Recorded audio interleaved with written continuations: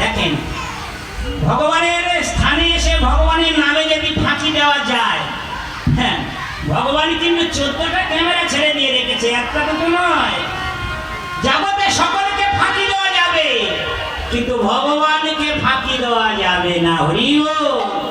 এই যে আপনারা বসে বসে ভগবানের নাম শুনছেন, জগন্নাথ লীলামৃত, এই কর্মের ফল কিন্তু নষ্ট হয়ে যাবে না। গীতায় ভগবান প্রতিশ্রুতি দিয়েছেন, প্রত্যময় নবিদ্যতে, অর্থাৎ সব কর্মের ফল ক্ষয় হয়ে যায়, কিন্তু ভগবান ভক্তি যে কর্মের ফল, ভগবান ভক্তির যে ফল, সেটা কোনোদিনই ক্ষয় হয়ে যাবে না। আমার মৃত্যুর পরে কি সঙ্গে যাবে না? হরি বল। আপনি অনেক টাকা ব্যাংকে সঞ্চিত করে রেখেছেন, 2 তলা 3 তলা 4 তলা 5 তলা বিল্ডিং, গাড়ি বাড়ি অনেক কিছু করেছেন। বলুন, আপনি চলে যাওয়ার সময় ওগুলো সঙ্গে যাবে? কারা কারা বলছেন সঙ্গে যাবে? হাত তুলুন দেখি। কেউ যাবে না। সঙ্গে কোনটা যাবে? হরি বল। কোনটা যাবে? কর্মফল। কর্মফলটা সঙ্গে যাবে। সারা জীবন ধরে যে কর্ম করেছেন, আর সেই যে কর্মের ফল, ওটা কিন্তু সঙ্গ ছাড়বে না। ও জন্মে জন্মে সঙ্গে ছিল, আবার জন্মে জন্মে সঙ্গেও থাকবে।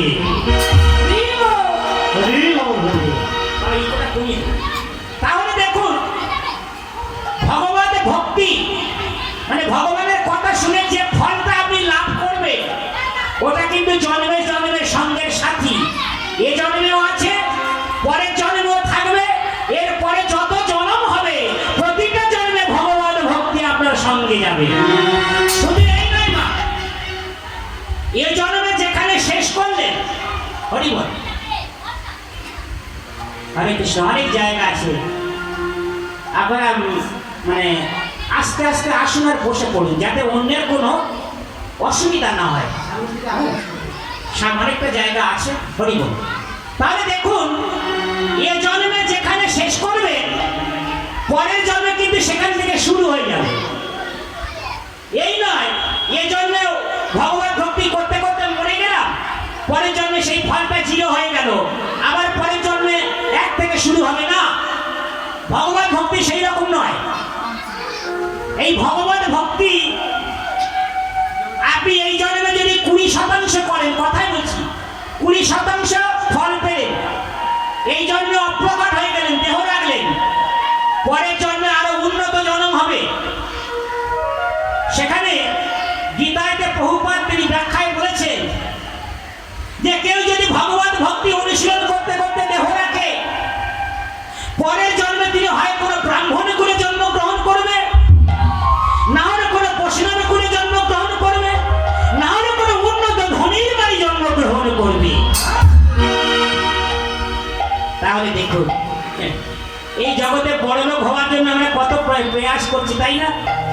বড়লোক হওয়ার জন্য অন্যের টাকা চুরি করতে কিন্তু আমরা দ্বিধাগ্রস্ত হই না, মানে পাপ করতেও কিন্তু আমরা ভয় পাই না। হ্যাঁ, কিন্তু পাপের ফল যে ভোগ করতে হবে, সেটা তখন বেমালুম ভুলে যায়।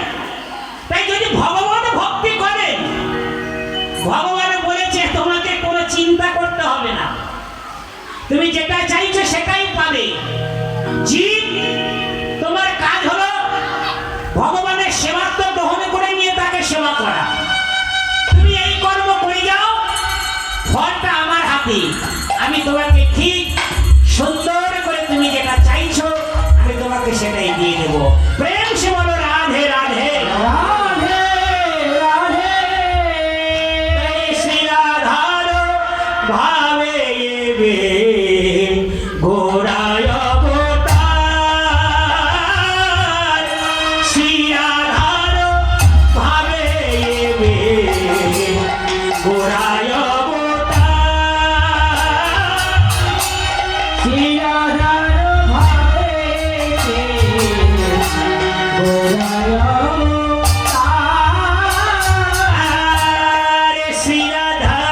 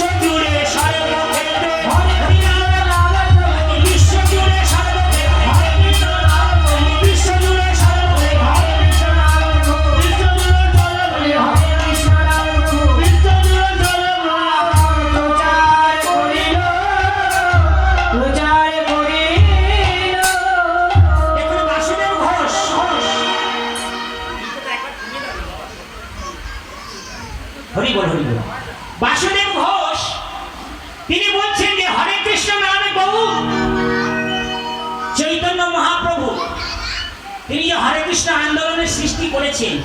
আচ্ছা বলুন তো এই হরে কৃষ্ণ আন্দোলনের পিতাকে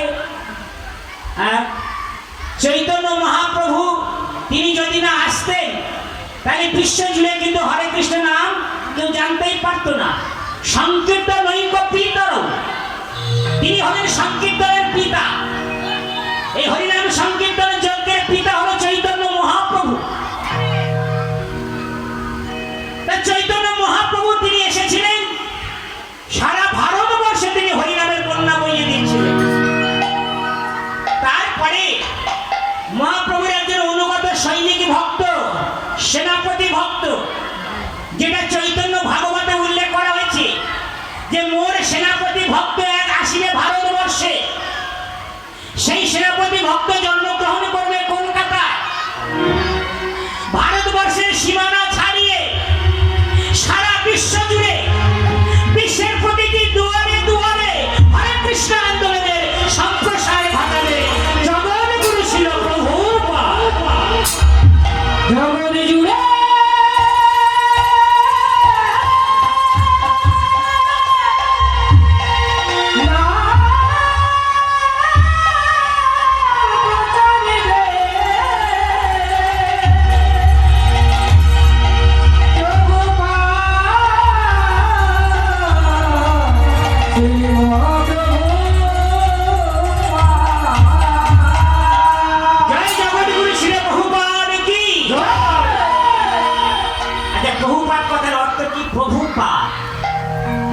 জগতে যত ভক্ত আছে পুরুষ ভক্তরা তাকে প্রভু বলে সম্বোধন করা হয় আর মাতাজিদের নারীদের মাতাজি বলে সম্বোধন করা হয়। এই যে প্রভু কথাটা অর্থ হলো ধারক আর বাহক। একচুয়ালি প্রভু বলে সম্বোধন করা হয় কিন্তু কাউকে যদি প্রভু বলা হয় সে যদি ভাবে আমি প্রভু হয়ে গেছি, মনের মধ্যে যদি এমন একটা অহংকার আছে আর আমার কাছে সবাই প্রভু বলে তার মানে আমি প্রভু হয়ে গেছি, তাহলে কিন্তু তার আধ্যাত্মিক অধঃপতন শুরু হয়ে যায়।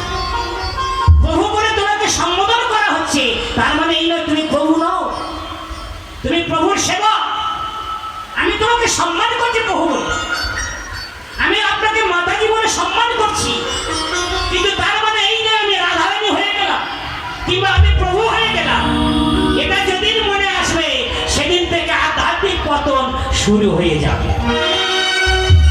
তাই জগতে যত প্রভু আছেন মাতাজি আছেন, এই জগতের সব প্রভু সব মাতাজি যার চরণে আশ্রয় নিয়েছে তিনি হলেন প্রভুপাদ। তিনি প্রভুপাদ হওয়ার যোগ্য। প্রভু সবাই হতে পারে বা সবাইকে সম্মান করা যেতে পারে, কিন্তু প্রভুপাদ সবাই হতে পারে না। প্রভুপাদ হওয়া খুব বিরল। যিনি জগৎবাসীকে কৃষ্ণ শিক্ষা দিতে পারেন, যিনি জগৎবাসীকে কৃষ্ণ ভাবনান্বিত চেতনা জাগাতে পারেন, জগৎবাসীর মানুষকে যিনি চরণ তলে আশ্রয় দিতে পারেন, তিনি হলেন জগৎগুরু শ্রীল প্রভুপাদ। তিনি হলেন জগৎগুরু প্রভুপাদ। এই বাসুদেব ঘোষ বলছেন, ভগ বাসুদেব ঘোষ কয়ে করি জোড় হাত, বাসুদেব ঘোষ করি জোড় হাত, বাসুদেব ঘোষ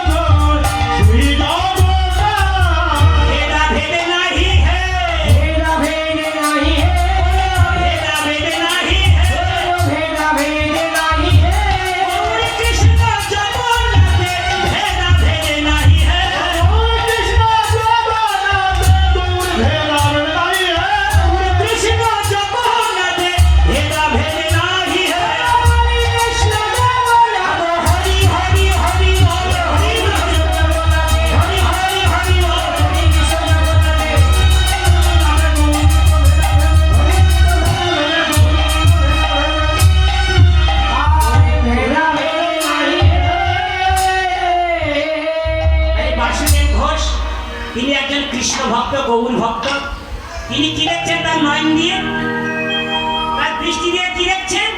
বলে যেই গৌর সেই দাপরের কৃষ্ণ, সেই আবার পুরীধামের জগন্নাথ। কোনো পার্থক্য নেই, কেবলমাত্র রূপের পরিবর্তন করেছে, তাই না? সেই জন্য শাস্ত্রে কোন কোন জায়গায় ভগবানকে ত্রিযুগ বলা হয়েছে। ভালো করে মন দিয়ে শুনবেন, আমি যতক্ষণ ভগবানের কথা বলবো। শাস্ত্রে কোথাও কোথাও ভগবানকে ত্রিযুগ বলা হয়েছে। কেন ত্রিযুগ বললো? কেন? সত্যযুগে তিনি সত্যনারায়ণ, ত্রেতায়ুগে রাম, দাপরেতে কৃষ্ণ, কলিতে নিতাই, আর মহাপ্রভু যুগল। নিতাই আর মহাপ্রভুর মধ্যে কিন্তু কোনো ভেদ নাই, অভেদ তত্ত্ব। তাহলে কলিতে নিমাই, তাই ত্রিযুগ কেন বলা হলো? হবে তো চতুর্যুগে ভগবান এসেছে।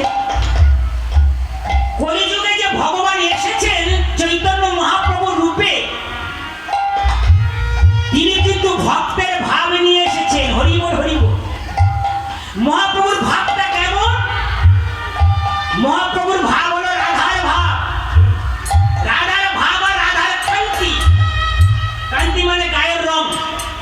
তাই মহাপ্রভু রাধার ভাবে এসেছে। আর রাধারানীকে, তিনি ভগবানের ভক্ত।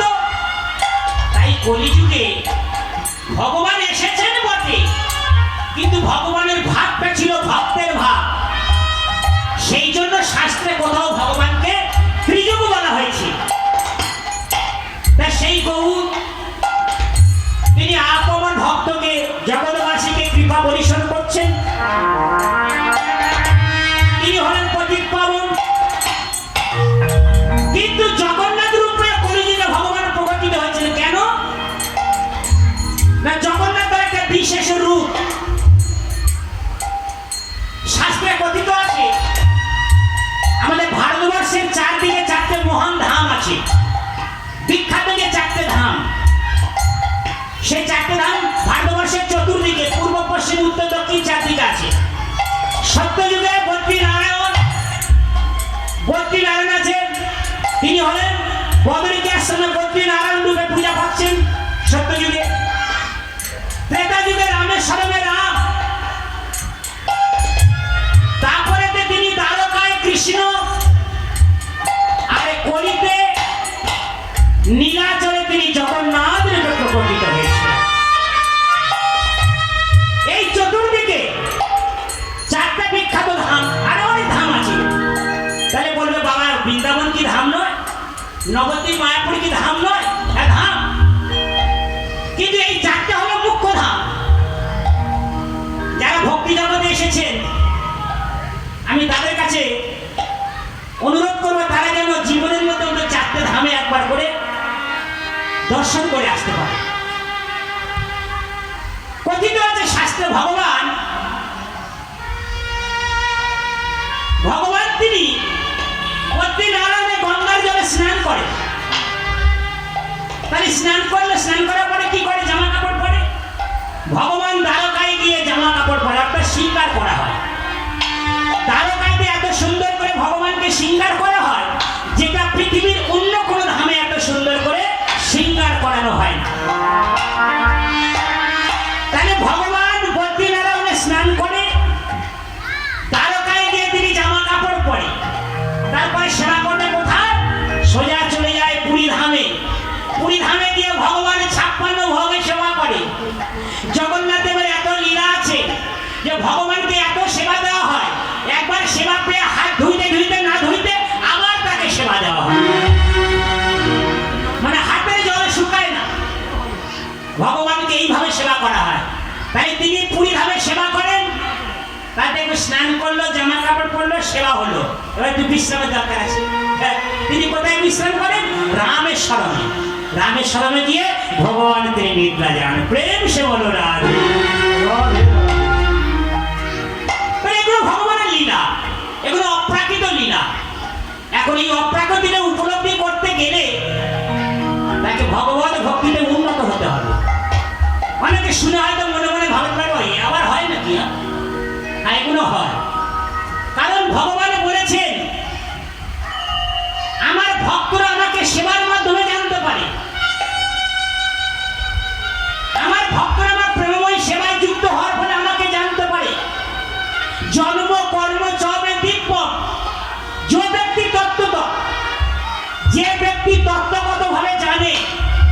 কৃষ্ণের জন্ম, কৃষ্ণের কর্ম সবই হলো অপ্রাকৃত। আমাদের এই জড় পাপের চোখ দিয়ে সেটা বিচার করা যাবে না। ভগবান কৃষ্ণ তিনি একটা গোয়ালার ঘরে জন্মেছিলেন, তাই না? বৃন্দাবনের মাঠে মাঠে গিয়ে গরু চড়িয়েছেন। এখন কেউ ভাবতে পারে, আরে কৃষ্ণ আবার ভগবান নাকি? যে ভগবান হয় সে কি গরু চড়া? যে ভগবান হয় সে কি গোয়ালার বাড়ি জন্মায়? আমাদের মতো সাধারণ মানুষ তো দূরের কথা না। যে ব্রহ্মাকে ভগবান প্রথম সৃষ্টি করেছিলেন সেই ব্রহ্মার মনেও সন্দেহ হয়েছিল যে এ আবার কেমন ভগবান, গরু বাছুর নিয়ে মাথায় গিয়ে গরু চড়াচ্ছে, রাখালদের সঙ্গে একসঙ্গে এটো মাখামাখি করছে, রাখাল খেয়ে গোবিন্দের মুখে দিচ্ছে, আবার গোবিন্দ খেয়ে রাখালের মুখে দিচ্ছে। এ আবার কেমন ভগবান? তাহলে ব্রহ্মার মনে এমন সন্দেহ এসেছিল, আর আমাদের মনে সন্দেহ আসবে তাকে অসম্ভব কি আছে, তাই না? আমরা তো অতি ভিন্ন জীব। সুতরাং সমস্ত সন্দেহের নিরসন হবে যদি তত্ত্বগত ভাবে সাধুর মুখে থেকে হরিনাম শুনতে পারে। তখনই মনে হবে কৃষ্ণ লীলা করার জন্য গোয়ালার ঘরে জন্মেছে, চৈতন্য মহাপ্রভু লীলা করার জন্য, জগৎবাসীকে শিক্ষা দেওয়ার জন্য ঘরেতে নব যৌবনা স্ত্রী রেখে তিনি সন্ন্যাস ধর্ম গ্রহণ করে নিয়ে জগৎবাসীকে তিনি শিক্ষা দিয়েছেন। তাই ভগবানের এই লীলা হলো অপ্রাকৃত লীলা। তিনি চার ধামে বিশেষভাবে অবস্থান করেন। এই জগন্নাথ দেব তিনি জোয়ার লীলা করেছেন। স্নান যাত্রার পরের দিন থেকে এক পক্ষ কাটবে না। এখন আমাদের মনে হতে পারে ভগবানের আবার জ্বর হয় নাকি রে বাবা? আমার জ্বর হয় তো নাকি? হ্যাঁ, ডাক্তারখানে নিয়ে গিয়ে থার্মোমিটারে নেপে দেখেছেন কতটা জ্বর? হরি বল, হরি বল। ভগবান লীলা করেছেন। এই লীলা করার পিছনে কি যুক্তি আছে? না, যুক্তিটা হলো সারা বছর প্রভু আমার ভক্তদের দর্শন দেয়। বাড়িতে যে মা মহালক্ষ্মী আছে তার সঙ্গে সময় দেওয়ার সময় পায় না, বুঝেছেন? এখন লক্ষ্মী দেবীর মনে রাখ, সারা বছর আমার স্বামী ভক্তদের নিয়ে ব্যস্ত থাকে, আমি যে দুটো মনের কথা স্বামীর কাছে বলবো সে সময়টুকু নাই। এখন মায়ের আমার রাগ, ঠিক আছে? যেমন করে আমার মায়েদের রাগ হয়। কোন প্রভু যদি প্রতিদিন সকাল হলো ঝোলাটা নিয়ে দুটো পাতা নিয়ে হরে কৃষ্ণ বলে বেরিয়ে পড়লো, আর মা আমার সারাদিন সংসারে সামলাচ্ছে, আর প্রভু আমার সারাদিন নাম প্রচার করে সন্ধ্যাবেলা বাড়ি এলো, প্রসাদ তৈরি আছে, দুটো সেবা পেল, ঘুমিয়ে পড়লো, আবার সকালে হলো তো ঝোলা নিয়ে বেরিয়ে পড়লো। মার আমার রাগ যে আমি আমার স্বামীর সঙ্গে দুটো মন খুলে কথা বলতে পারি না। ভগবান তিনি হলেন অন্তর্যামী, সকলের অন্তরের কথা জানতে পারে। ভগবান আমার মনে মনে চিন্তা করলো আমার স্ত্রী কি বাসনা করছে। ঠিক আছে লক্ষ্মী দেবী, তোমার মনের বাসনা পূর্ণ হবে। আমি বছরের 15 দিন তোমার সঙ্গে একান্ত ভাবে সময় দেবো। ওই 15 দিনের ভক্তদেরকে আমি আর দর্শন দেব না। হরি বল, হরি বল, হরি বল। তাই স্নান যাত্রা হয়। আমরা ভাবি ভগবানকে তো সারাদিন স্নান করা হয়েছে, ঠান্ডা ঠান্ডা লেগে গেছে, তাই হয়তো ভগবানের জ্বর এসেছে। না, ওটা ভগবান লীলা করেছে। দেখ, আমি ধরে নিচ্ছি জ্বর হয়েছে। এইবারে সেই দিন থেকে ভক্তদের জন্য দর্শন বন্ধ, তবে কিন্তু ভেতরে তিনি সেবা পান এবং তার যে সবল বংশীয় সন্তানেরা আছে, নিজ জাতির যে সন্তানেরা আছে, সেই সন্তানদের সঙ্গে তিনি একান্ত 15 দিন ধরে লীলা করেন। সেখানে ভগবানের প্রসাদের কোনো জাতি বিচার থাকে না। সেই সবল বংশীয় নিচু জাতের ছেলেরা তারা খেয়ে বাবার মুখে দেয়, বাবা খেয়ে আবার সেই সব ছেলেদের মুখে দেয়, এটো মাখামাখি হয়। সেখানে কোনো প্রসাদের জাত বিচারা থাকে না। এমনি করে 15 দিন পার হয়ে যায়। 15 দিন পার হয়ে গেলে রথযাত্রার উৎসব, যেটাকে বলা হয় গুন্ডিচা উৎসবও বলা হয়। ভগবান এবার বলছে লক্ষ্মী দেবীকে, দেখো বছরে একবার করে মাসির বাড়ি যাই। এবার আমি মাসির বাড়ি যাব, তুমি আমাকে অনুমতি দাও। তবে শোনো, তুমি আমার বিবাহিত স্ত্রী হতে পারো, আমি তোমাকে নেব না। আমি তোমাকে নিচ্ছি না। আমরা 3 ভাই বোনে যাব, দাদা বলরাম, ভগ্নী সুভদ্রা আর আমি। 3 জনে 3টে রথে করে আমি মাসির বাড়িতে যাব। প্রেম সে বলে জগন্নাথ দেব কি। আচ্ছা, জগন্নাথ দেবের মাসির নাম কি? হরি বল হরি বল। গুন্ডিচা দেবী, তাই তো? এই গুন্ডিচা দেবী হলো সত্যযুগে ইন্দ্রদুম্ন রাজার স্ত্রী, মানে রাজার হলো রানীমা। রানীমার নামে গুন্ডিচা দেবী। তিনি জগন্নাথের মাসি হলো কি করে? হ্যাঁ, আমরা তো অনেক মাসি পাতাই, মাও পাতাই, তাই না? একবার ইন্দ্রদুম্ন রাজা প্রভু জগন্নাথ দেবের কাছে প্রার্থনা করছে, ওগো প্রভু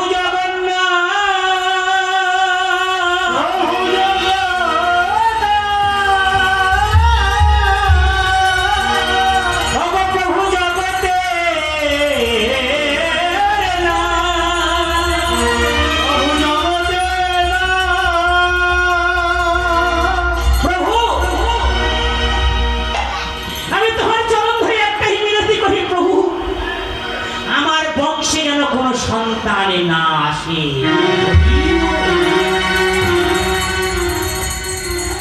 এটা কেমন একটা উল্টো প্রার্থনা হলো না? ওমা, আমরা ভগবানের কাছে প্রার্থনা করি যাদের সন্তান নেই, গিয়ে বলে হে ভগবান আমার একটা সন্তান দাও। কেউ অর্থের কামনা করে, কেউ জায়গা জমির কামনা করে, কিন্তু ইন্দ্রদুম্ন রাজা উল্টো প্রার্থনা করছে, হে প্রভু জগন্নাথ, যদি আমাকে আশীর্বাদ দিতে হয়, পর দিতে হয়, এই পর দাও, আমার বংশে যেন কোনো সন্তানে না আসে।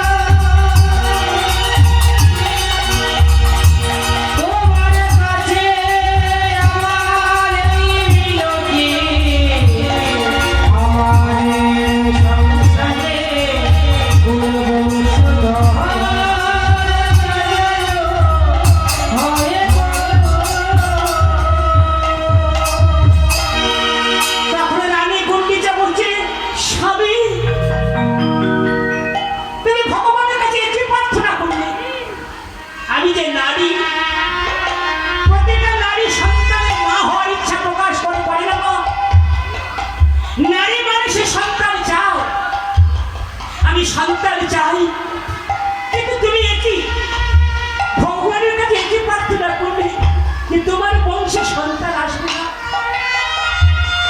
তাহলে কি আমি কোনোদিন মা ডাকে শুনতে পাবো না? কেউ কি কোনোদিন আমাকে মা বলে ডাকবে না? এমনি করে নয়নে জলে বুক ভাসিয়ে রানী গুন্ডিচা থেকে ভগবানের কাছে বলছি, ওগো প্রভু দয়া,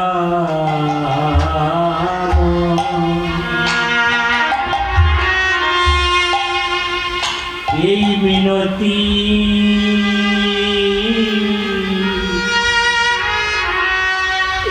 তোমার চরণে, আমার এই মিনতি, আমি যেন তোমার মুখে মা ডাক শুনিতে পারি,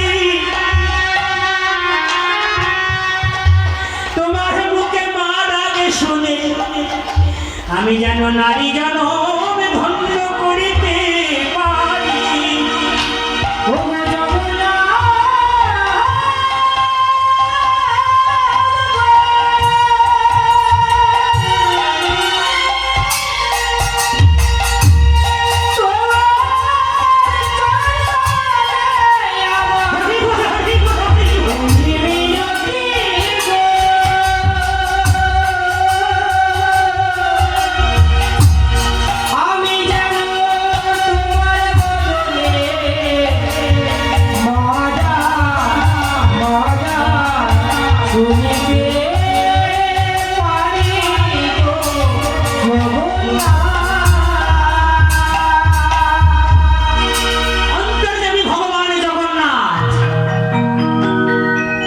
সকলার হৃদয়েতে পরমাত্মা রূপে বিরাজ করছে।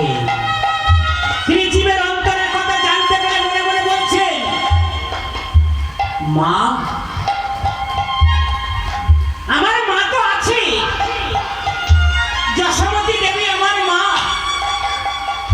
সচী দেবী আমার মা, জন্মে জন্মে আমি মা পেয়েছি, কিন্তু জন্মে জন্মে মাসি পাইনি। একজন মানুষের একটাই মা হয়। মা গো, আমি যদি তোমাকে মা বলে ডাকি তাহলে জগৎবাসীর কাছে ভুল বার্তা যাবে। সেই জন্য আমি তোমায় কথা দিলাম, মার মাসির মধ্যে কোনো তফাৎ নেই। আমি তোমাকে মাসি বলে ডাকবো। আমার মাকে যেমন ভাবে দেখি আমি তোমাকে তেমন ভাবে দেখবো। আরে কথা দিলাম, বছরে 9 দিন করে আমি তোমার বাড়িতে গিয়ে আমি অবস্থান করব। ওই আমি কথা দিলাম, তোমার বাড়িতে বছরে আমি একবার আসিব। তাই দেখুন, ভগবান কথা দিয়েছে। এ জগতের মানুষ কথা দিয়ে কথা ফেল করে। জগতের মানুষ কথা দিয়ে কথা রাখতে পারে না, কিন্তু ভগবান যে কথা দেয় সেই কথাই রাখে। তাই তিনি মাসির বাড়ি যাওয়ার জন্য 3 ভাই বলে বেরিয়েছেন। 3 জনের 3টে রথ, একটা রথে 3 জন নেই। তাই ভগবান জগন্নাথের যে রথে উঠেছেন সেই রথের নাম হলো নন্দী ঘোষ। জগন্নাথ দেবের রথের নামে নন্দী ঘোষ। আর সেই রথের চাকা হলো 16টা চাকা। বলাই বলদেব তার রথের নাম হলো তালধ্বজ। সেই রথের হলো 14টা চাকা। আর ভগ্নী সুভদ্রা তিনি যে রথে উঠেছেন সেই রথের নাম হলো দর্পদলন। সেই রথে আছে 12টা চাকা। তাই দেখুন, এই যে জগন্নাথের রথে 16টা চাকা, 16 তত্ত্ব আছে। এই জন্য মন দিয়ে শুনতে বলি, 16টা তত্ত্ব কি কি? না, 16টা চাকার 16 তত্ত্ব হলো 10 ইন্দ্রিয় আর 16 রিপু। এই মানব দেহটা একটা রথের মতো। এই রথের সারথিকে স্বয়ং ভগবান পরমাত্মা রূপে হৃদয়ের মধ্যে আছেন।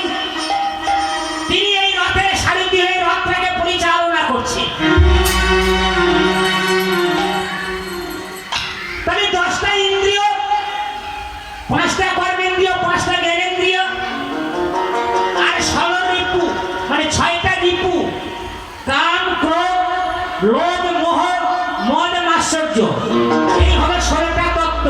মানে ভগবানের রথের চাকা 16টা, এই 16টা তত্ত্ব। এই 16 তত্ত্বকে নিয়ন্ত্রণ করে যদি ভগবানের সেবা করা যায়, তাই ভগবান এই দেহরথটা পরিচালিত করে কোথায় নিয়ে যাবে? ভগবান তার দেহরথ পরিচালিত করে গোটু গোলক বৃন্দাবন, গোলক বৃন্দাবনে নিয়ে চলে। আর দাদা বলরামের রথের চাকা 14টা। এই 14 চাকার 14 তত্ত্ব আছে। সেটা কি? আমাদের ব্রহ্মাণ্ডে কটা ভুবন আছে? 14টা ভুবন। 7টা স্বর্গ, 7টা পাতাল। এই 14 ভুবন। 7টা পাতালের নাম কি? অতল, বিতল, সুতল, তলাতল, রসাতল, মহাতল, পাতাল।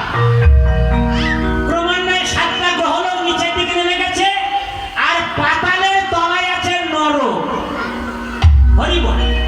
আমাদের পৃথিবী থেকে যা দূরত্ব হলো 7,92,000 মাইল নিচে হলো নরক। এই 7টা নিম্নলোক আর 7টা আছে ঊর্ধ্বলোক। ভূলোক, ভুবলোক, স্বর্গলোক, জনলোক, মহলোক, তপলোক আর সত্যলোক। এই সত্যলোকে থাকে ব্রহ্মাজি। সত্যলোকের পরে বিরজা নদী। শুরু হয়ে যায়।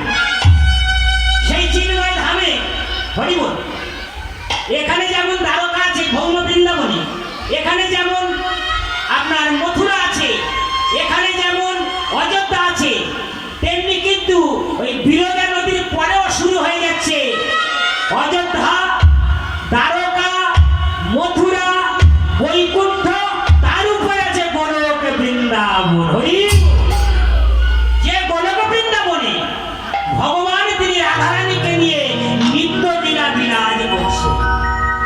ভগবান কোনোদিন গোলক ত্যাগ করেন না, তিনি রাধারানীকে নিয়ে নিত্য লীলা বিরাজ করেন। এই 14 ভুবন হলো 14 চাকার তত্ত্ব। আর ভগ্নী সুভদ্রা তার রথের হলো 12টা চাকা। এই 12টা চাকার তত্ত্ব কি না? দ্বাদশ আদিত্য। আমাদের মাসের সংখ্যা কটা গোমা? বাংলা মাস কটা আছে? হরিবল বলুন। 12টা মাস আছে। 12টা মাসে 12 জন অধিপতি দেবতা আছে। সেই 12 জন অধিপতি দেবতাকে বলা হয় দ্বাদশ আদিত্য। তাদের নাম কি কি জানেন? জানেন, প্রতিদিন সেই নামগুলো বলেন। কেশবায় নম, নারায়ণায় নম, মাধবায় নম, গোবিন্দায় নম। এমনি করে দ্বাদশ সঙ্গে তিলক সেবা করেন আর দ্বাদশ ভগবানের নাম উচ্চারণ করেন। মানে দ্বাদশ আদিত্য আপনার দেহটাকে রক্ষা করছে। এই দ্বাদশ আদিত্য মানে 12 জন আদিত্য, ভগ্নী সুভদ্রার 12টা চাকার তত্ত্ব। প্রেম সে বলো না। তিনি ভাই বোনের রথে উঠবি। মন্দির থেকে জগন্নাথ, বলদেব, সুভদ্রা তাদের এক একজনকে ধরে নিয়ে রথে বসানো হচ্ছে। এই যে উৎসবটা, সেটা আপনারা সবাই করেছেন, যে শঙ্খ বাজে, ঘন্টা বাজে, হরিধ্বনি হয়, কীর্তন হয়। এই যে উৎসবটা, এটা পুরী ধামে বলে কি পহণ্ডি বিজয় উৎসব। মনে থাকবে, পহণ্ডি বিজয় উৎসব মানে ভগবানকে মন্দির থেকে বাইরে নেওয়া যাচ্ছে। জগন্নাথ এত কৃপাময়। এই যে ভগবান কেন রথে করে মাসির বাড়ি যাচ্ছে, ভাববার বিষয় আছে। জগন্নাথ মনে মনে ভাবছে, এই জগতের মানুষ এত কর্মব্যস্ত, এরা কেউ ঘর থেকে বাইরে বেরোয় না। যদি বলা হয় মা চলো পুরী ধামে যাই, যদি বলা হয় বাবা চলো বৃন্দাবনে নবদ্বীপ মায়াপুরে যাই, বাবা রে এত কাজ, কখন যাব, আমি গেলে আমার সংসারের কি হবে?